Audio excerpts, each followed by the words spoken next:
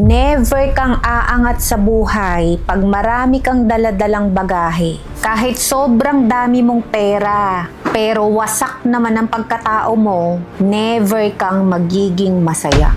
At yung pera mo, hindi yan panakip butas. Lahat naman tayo maraming pangarap sa buhay. Pero ang tanong, naayos mo ba ang sarili mo? Baka yung iba sa inyo, may tampo pa sa magulang. Maliit ka pa, dala-dala mo na yan. Patawarin mo na sila. Yung mga may trauma pa sa pagkabigo o kahit anong dahilan pa. Kung pag-ibig o negosyo yan, bitawan mo na yan. Ako rin naman, kahit noon, akala ko pera-pera lang. Kahit pala may pera ako, hindi pala uubra. Kahit anong kayod, kahit anong bilhin ko, mabigat pa rin. Maraming magagawa ang pera, pero sa pagkakataong ito, hindi siya makakatulong. Kung gusto mong mabuo ang pangarap mo, unahin mong buuin ang sarili mo.